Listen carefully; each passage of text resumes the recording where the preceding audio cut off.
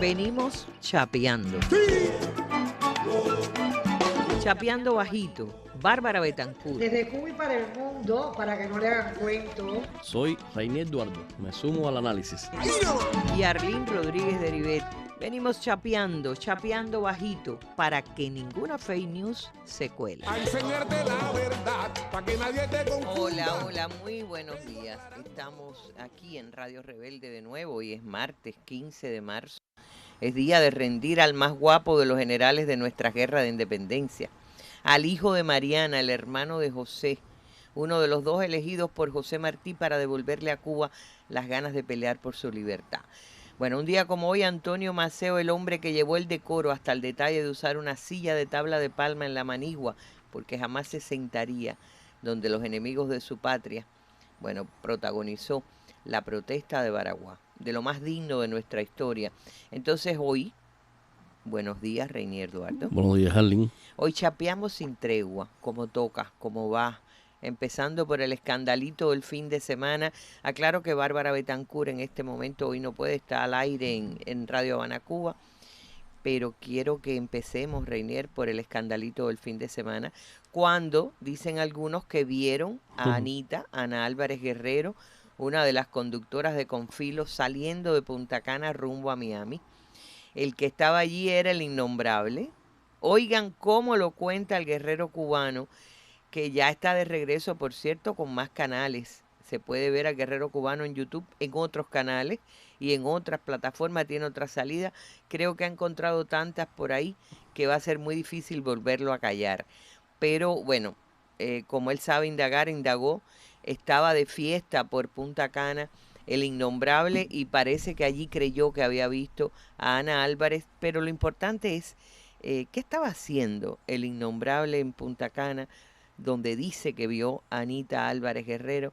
Vamos a ver cómo lo cuenta el guerrero cubano. Se pasó el fin de semana sufriendo, llorando por los mal llamados presos políticos en Cuba. Ponlo, Albert Estudio. Y disfrutemos, mi amor, de las bondades de Risa Travel en este hotel maravilloso del Royalton. De verdad, caballero, de verdad. Si usted no viene, si usted no viaja este verano, es porque usted no quiere. Mañana me voy a despejar. Yo mañana me despejo de aquí, me desconecto de todo, salgo de todo, cambio el aire, salí de los borrachos. Ahí lo tienen, mi gente. Oiga, usted puede decir, caramba, guerrero, todo el mundo tiene derecho a ir al lugar que desee. Claro que sí, mi gente, pero oiga, ¿usted cree que es justo que gente como esta que se supone está sufriendo tanto y se preocupa tanto por esas familias, esté ahora mismo vacilando en Punta Cana, enseñándole a todo el mundo el champán que se está tomando? Oiga, por respeto, por consideración a esas familias y a esas personas que tanto defiende, ¿no debía al menos hacerlo en privado y no estarse exhibiendo así ante el mundo? Claro, mi gente, claro que todos sabemos cuál es la verdad. Es que a ellos no les interesa para absolutamente nada, ni esos tontos que se dejaron guiar y que a cambio de recarguitas salieron incluso dispuestos a asesinar, como siempre digo, a las calles de Cuba. Esos que salieron, repito, a vandalizar, a saquear, claro que no le importan para nada. Ya los utilizaron como carne de cañón. Hoy los tratan de seguir utilizando con el cuentecito de los presos políticos. Y al final lo que hacen es vacilar con el dinerito que han estado ganando en todas estas últimas campañas, hechas precisamente a costa de los que están presos.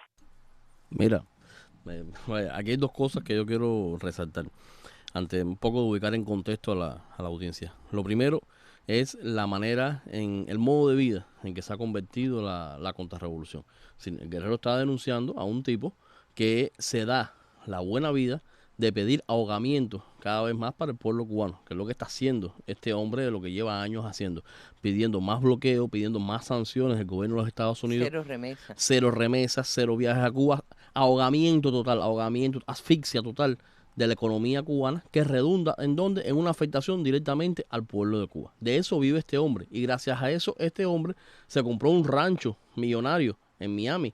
Gracias a eso, este hombre, los sponsors estos que tiene para hacer estas cosas de ahogamiento a Cuba, viaja y le restriega en la cara al pueblo de Cuba que él pide que la ahoguen, le restriega en la cara este tipo de cosas. Pero no es este solo.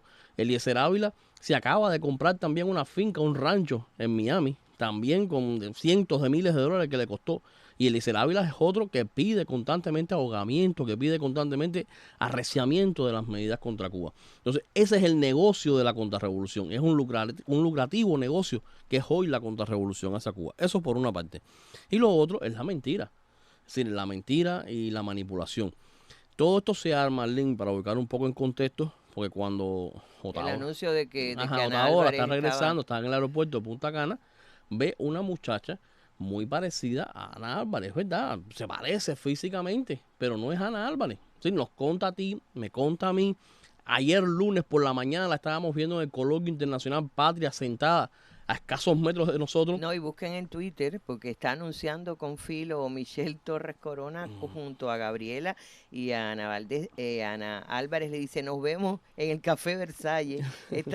Esta noche, antes de la novela, nos vemos en el Café Versalles, en Miami. Entonces, el domingo por la noche, tarde noche, le empezó a regar toda esta bola. Que Ana Álvarez Guerrero, que es la periodista de Confilo, que los tiene azocados, bastante azocados en el programa, estaba entrando en Miami. Sin embargo, ayer lunes por la mañana, Ana Álvarez estaba sentada en primera fila en Casa de las Américas, que bueno, por supuesto, es un lugar que lo supera con creces mucho más allá de lo que es Miami. Pero mira, si tú quieres, yo ayer lo comentaba con un amigo y me decía, no, pero tú no puedes decir eso, no le puedes dar el rédito. No hay que darle rédito, eso está ahí libre en las redes.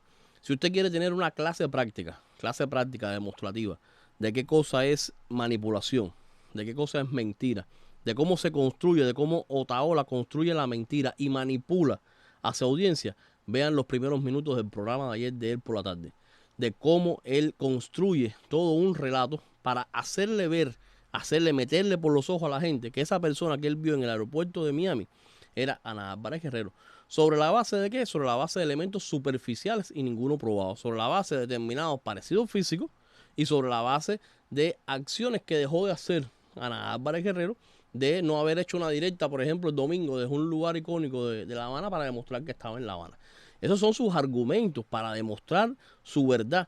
Y ahí te das cuenta de los... Y es también poner a bailar a su ritmo a los adversarios. Es decir, ahora tú concéntrate en responder. Exacto. Creo que... Pero esta construcción de una supuesta verdad, es lo que ocurre. Por eso yo lo recomendaba que lo vieran, para que se vea cómo se manipula, cómo se miente, cómo se construyen esos relatos y desgraciadamente cómo hay una audiencia idiotizada, no se puede decir de otra manera, que cree y que cae en las trampas de este señor. Esto de Ana Álvarez no es casual tampoco. Esto se inserta dentro de una estrategia que se viene viendo en los últimos días de hacer ver, de elevar mediáticamente la supuesta deserción en masas de periodistas cubanos que en algún momento fueron o son afines a la revolución o son revolucionarios. Y está el caso más reciente de este que era locutor del informativo, Junior Smith. Junior Smith, que acaba de hacer todo un panfleto, escribirlo en Facebook, para justificar su deserción, para justificar su emigración hacia los Estados Unidos. Y aquí hay dos elementos. ¿Por qué él escribe este panfleto? Él lo escribe así porque él llevaba días como migrante irregular por Centroamérica. Lo escribe porque 48 horas antes ya Otaola había dicho en su programa de que estaba en camino hacia la frontera sur de los Estados Unidos, Junior Smith, el presentador, qué sé yo, y él tenía que de alguna manera presentar cartas credenciales porque sabe que si no hablaba eso que él habló, no iba a poder entrar a los Estados Unidos. Lo que no explica Junior García como siendo Junior esposo, Smith, es que estamos en medio de los juniors. Junior Smith no explica cómo es posible que estando casado con una norteamericana haya tenido que hacer el periplo de Centroamérica. ¿Por qué no habla de la negativa de visa? De la negativa de visa. Porque pudo haber emigrado normalmente sin tener que hacer ni ese periplo tan riesgoso, ni tener que humillarse con esas declaraciones. Ni ponerse todos genuflexicos ahí arrastrándose para que estos tipos, para hacer algunas concesiones políticas, para que estos tipos pudieran aceptarlo en su comunidad, que eso es lo que está pasando hoy. Entonces se pretende hacer ver que hay un gran éxodo de periodistas cuando lo que hay es emigración de diferentes profesionales, como lo ha habido siempre. De todas las profesiones, lo hay, y además un país ahogado por medidas y más sanciones, es lógico que haya una migración. Yo siempre digo que la verdadera noticia sería que la gente no emigre. Así mismo. Entonces, la migración, no estoy negando la migración existe, es real, está latente hoy, pero no es una emigración solo como la pretenden hacer ver de personas revolucionarias o de personas profesionales específicamente del periodismo, ni mucho menos. Sí, hay una emigración bastante, vamos a decirlo, heterogénea de diferentes sectores. Lo que pasa es que se intenta en algunas ocasiones subir más el volumen en algunos casos y bajarlos en otros de manera conveniente y de manera manipulada. Y también está el hecho de que para poder entrar al paraíso, pongan todo entre comillas, hay que describir el infierno. Es decir, hay que decir que Cuba es el infierno para poder entrar al paraíso. Exactamente. Si no, no hay entrada al paraíso, como se dice. Bueno, de todas maneras, el acosador de Anita, de Ana Álvarez, es como el ladrón que cree que todos son de su condición, y él está gozando en Punta Cana con los dineros que le dan para hablar contra su país. Bueno, pues apenas ves un rostro que se le parece al de Anita, lanza al aire la mentira. Pero como decía José Martí, y se ha recordado mucho ayer en el coloquio Patria, por cada hombre sin decoro hay otros que llevan en sí el decoro de muchos hombres y un montón de mujeres, ¿ok? Ana Álvarez Guerrero no solo está en La Habana, estaba, como dijo Reinier, ayer en la sala Che Guevara de la Casa de las Américas, un sitio demasiado alto para la bajeza del personaje que dijo haberla visto en un aeropuerto y donde no estaba. Y sé de buena tinta que se le va a dar muchísimo cuero esta noche en la emisión de Confilo antes de la novela. Mira, en su construcción de la supuesta verdad sobre que ese personaje que llegó, esa persona que llegó a Miami, era Anita, ¿por qué no presenta, él que tiene tantas influencias en Miami, por qué no buscó el listado de vuelo, algo tan elemental? El listado de vuelo, para ver si en ese listado de vuelo, yo estoy seguro que lo buscó, yo estoy seguro que vio que no era Ana Álvarez Guerrero, pero por tal de manipular y seguir insistiendo en su mentira, no lo dice o omite ese elemento de la realidad. Porque no es, bueno, no voy a decir, no está a la altura, no está a la altura, creo que a veces perdemos el tiempo. En este personaje la ética no cabe por ninguna parte. No, y por otra parte, mira, el coloquio Patria está siendo demasiado bueno para dejar que el tóxico nos saque del curso estratégico de nuestra propia comunicación. Como decía Mark Twain, la mentira o cuando algo que te cuentan, cuando te engañan, es fácil engañarte, lo fácil es después revertir ese engaño, lo difícil, perdón. Y lo difícil porque ya quedó sentado una mentira para algunos que no van a oír lo que estamos diciendo ahora mismo. Por ejemplo, Ana Álvarez está en Miami cuando Ana Álvarez está en La Habana. Pero bueno, decía que Martí, a quien se recordó tanto ayer en el coloquio Patria, decía en el primer número que no aceptemos nunca las escaramuzas inútiles. No vale la pena entretenerse en eso o desviarse del curso real de la estrategia de comunicación. Lo decía el joven Gustavo Borges de la Misión Verdad de Venezuela anoche en la mesa redonda, refiriéndose a lo que le hicieron a Venezuela, como lo hacen ahora contra Rusia, y qué hacer frente a esa construcción de una realidad absolutamente falsa. Atentos a lo que dice Gustavo Borges en este fragmento que me permití tomar de la mesa, porque está alertando también de que a veces uno toma en broma toda esta comedia, toda esta payasada, pero terminan en tragedia para los pueblos, o lo que se busca es eso. Vamos a escuchar a Gustavo Borges. El aporte de Misión Verdad espero que haya sido mucho, ¿no? No hemos tenido tiempo de valorarlo, ya lo dirá la historia y la gente que ha acudido ahí a entender un poco la realidad. Con respecto a Venezuela, pues, ¿qué te puedo decir? Venezuela ha logrado vencer la política del odio. O sea, justamente la política que se está imponiendo ahora contra el pueblo ruso y contra un país entero y un gentilicio en su totalidad se impuso igual contra Venezuela.